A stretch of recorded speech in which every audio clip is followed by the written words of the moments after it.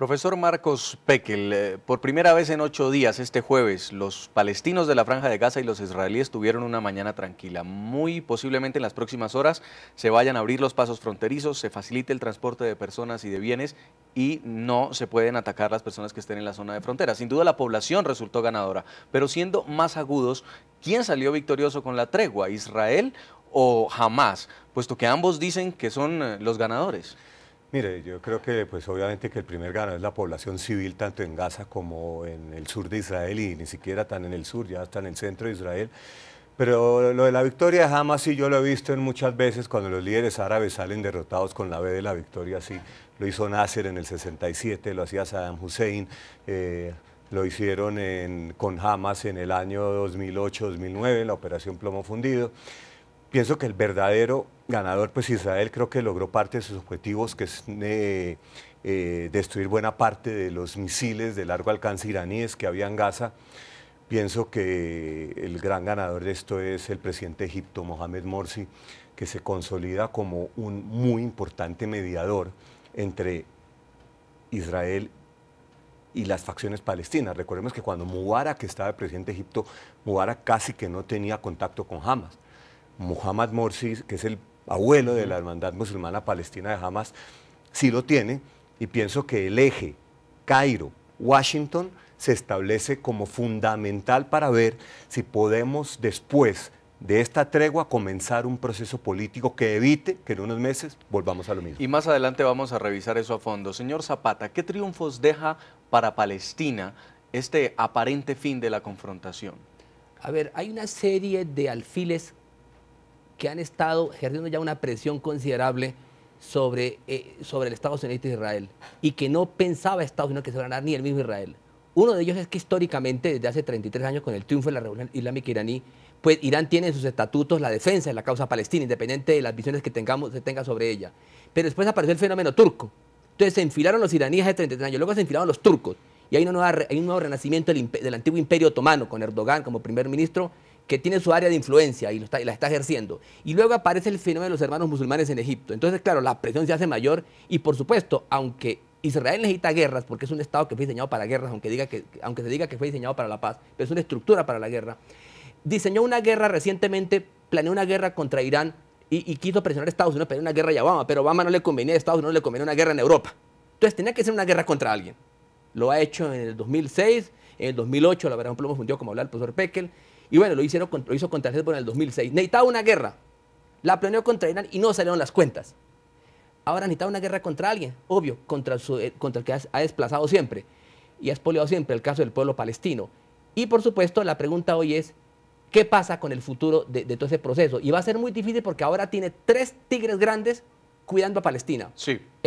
Los iraníes, los persas, los turcos y el caso de Egipto, que son sí. potencias. La va a tener muy difícil para seguir ejerciendo, por supuesto, este proceso de acordar al pueblo palestino. Usted? Sí, yo creo que lo que está diciendo acá el imán Zapata es erróneo. Israel no buscó esta guerra, la guerra la buscaron los mismos facciones en Gaza que estuvieron atacando a Israel con cohetes, y comenzaron los ataques, dispararon contra un jeep que estaba al otro lado de la frontera, hirieron a 4 soldados. Israel no está buscando ninguna guerra.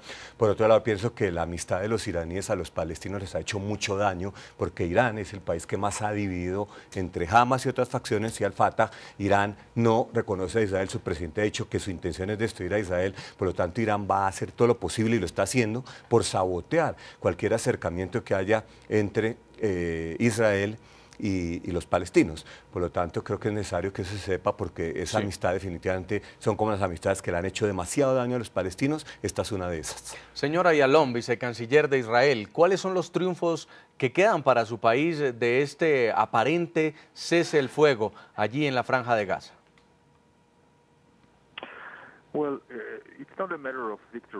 Bueno, no se trata de victorias, se trata de supervivencia, se trata de la autodefensa, se trata del derecho de ejercer la autodefensa bajo nuestra capacidad. Todo lo que queremos es la paz, Y esto requiere que los vecinos tengan un buen rol para que nuestras personas puedan ir a la iglesia, puedan asistir a la iglesia a la escuela, perdón, sin necesidad de que estén atemorizados. Esta es una victoria para la gente porque somos un gobierno democrático y nosotros solo nos preocupamos por el bienestar y la seguridad de nuestra nación. ¿Estaban buscando ustedes una guerra? Y se lo pregunto porque hay elecciones generales en enero en Israel y quizá pudiera ser conveniente tener a la derecha israelí en el poder a raíz de esta confrontación.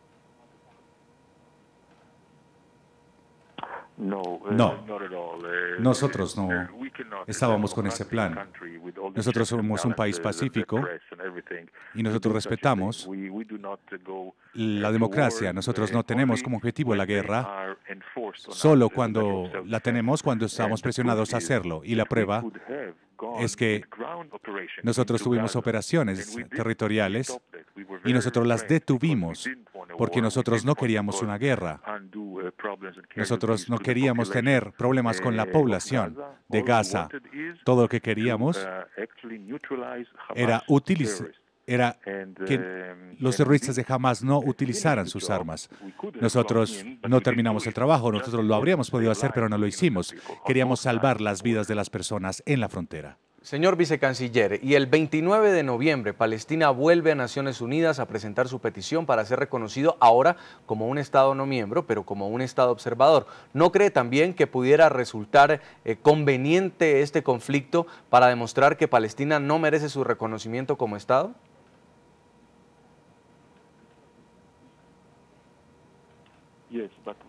Sí, pero tenemos que recordar que nosotros no empezamos la violencia, fue Hamas el que empezó lanzando los misiles y atacar a nuestras personas. Nosotros respondimos. Así que el tiempo no fue escogido por nosotros, fue escogido por Hamas.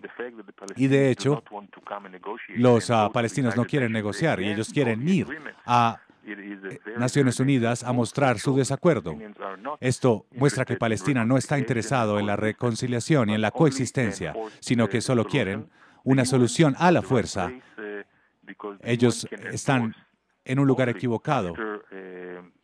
Solamente después de que se encuentre un acuerdo entre los partidos y dentro de Gaza, ellos pueden tener una posición. Los palestinos deben tomar el ejemplo del Sudán del Sur, que fue el último miembro adherido a Naciones Unidas. En Sudán del Sur, ellos firmaron acuerdos con sus vecinos. Usted no empieza con Naciones Unidas, usted termina con Naciones Unidas, este proceso. Y esto es una indicación de que todos los miembros, para todas las Naciones Unidas y todos los países miembros, de que no deben ser aceptados como miembros, porque ellos no quieren realmente la paz y la reconciliación y la coexistencia. Quiero preguntarle, señor vicecanciller, aunque usted dice que los palestinos fueron los que iniciaron esta guerra, por esta operación Pilar de Defensa, sin duda ustedes lograron abatir a los que consideran sus enemigos, a un líder del brazo de este movimiento islamista, y a raíz de eso se desencadenan estos 8 días de enfrentamientos. Asimismo bombardearon las que ustedes consideran son despensas de misiles o de armamento iraní que provee a este grupo Hamas. ¿Se considera satisfecho finalmente de que, a pesar de que estos 8 días fueron de enfrentamientos y hubo muertos, lograron dar un golpe militar a Hamas?